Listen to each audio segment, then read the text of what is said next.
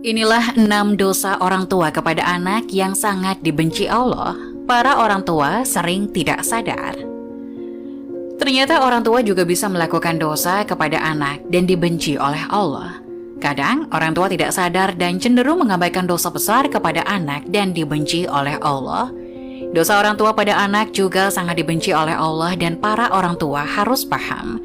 Agar tidak sering melakukan dosa kepada anak, dosa besar orang tua kepada anak itu sangat dibenci oleh Allah dan sering dianggap sepele oleh para orang tua. Lalu apa saja dosa besar yang orang tua kepada anak lakukan dan dibenci oleh Allah dan sering dianggap remeh oleh para orang tua? Dijelaskan ada 6 dosa besar orang tua kepada anaknya yang sangat dibenci Allah dan jarang disadari orang tua. 1. Kasar pada anak.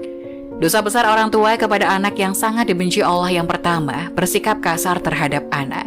Para orang tua jangan sampai memaki anak dengan sebutan buruk dan tidak sesuai dengan namanya. Hendaknya para orang tua menasihati anak dengan lemah lembut dan penuh kasih sayang. Rasulullah Shallallahu Alaihi Wasallam bersabda, "Sesungguhnya kalian akan dipanggil pada hari kiamat dengan nama-nama kalian dan nama ayah kalian. Maka perbaikilah nama kalian." Hadis riwayat Abu Daud nomor 4297. 2. Pilih kasih terhadap anak. Sikap pilih kasih yang dilakukan orang tua kepada anak termasuk dosa besar yang sangat dibenci Allah. Para orang tua jangan sampai bersikap baik hanya kepada salah satu anak saja, sedangkan anak lainnya terabaikan. Dalam hadis sahih yang diriwayatkan oleh Imam Muslim dijelaskan bahwa Nu'man bin Bashir pernah bercerita, "Ayahku menginfakkan sebagian hartanya untukku. Ibuku Amrah bin Rawaha kemudian berkata, 'Saya tidak suka engkau melakukan hal itu sehingga menemui Rasulullah.' Ayahku kemudian berangkat menemui Rasulullah Shallallahu Alaihi Wasallam sebagai saksi atas sedekah yang diberikan kepadaku. Rasulullah berkata kepadanya, 'Apakah engkau melakukan hal ini kepada seluruh anak-anakmu?' Ia berkata, 'Tidak.' Rasulullah berkata, 'Bertakwalah kepada Allah dan berlaku adillah kepada anak-anakmu.'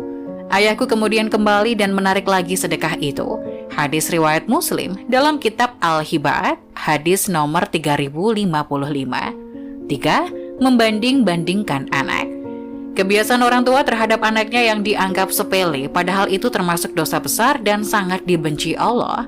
Para orang tua sering membanding-bandingkan anaknya. Sikap ini akan menimbulkan perasaan rendah diri pada anak yang lain.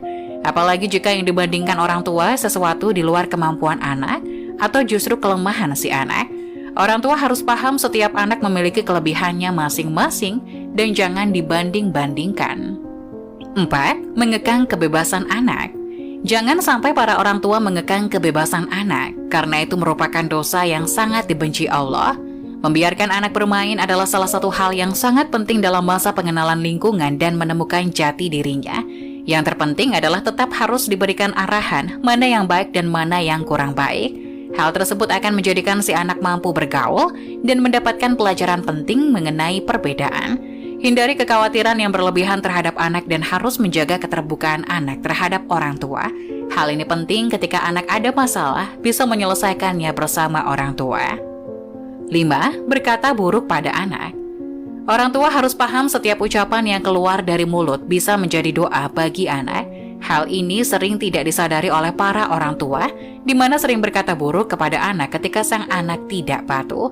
Abu Hurairah radhiyallahu anhu berkata, Rasulullah Shallallahu Alaihi Wasallam bersabda, ada 3 doa yang dikabulkan: doa orang yang dianiaya, doa musafir, doa keburukan orang tua atas anaknya. Hadis riwayat Tirmizi nomor 1828. Untuk itu pada saat menasihati anak akan lebih baik jika memberikan perumpamaan dan saran, lalu kembalikan kepada si anak supaya menentukan pilihan. 6. Tidak memberikan pendidikan kepada anak. Orang tua memiliki kewajiban untuk mendidik anak, bukan hanya pendidikan di sekolah, tapi juga pendidikan yang menyangkut segala aspek kehidupan. Misalnya saja pendidikan adab, etika, atau moral, pendidikan agama, dan pendidikan lainnya yang bermanfaat bagi anak. Jika orang tua mengabaikan pendidikan kepada anak, maka bisa dikatakan anak tersebut layaknya anak yatim, padahal masih mempunyai kedua orang tua. Bekal pendidikan penting diberikan kepada anak untuk bekal di masa depan, baik dunia maupun akhirat. Rasulullah Shallallahu Alaihi Wasallam bersabda, ajarilah anak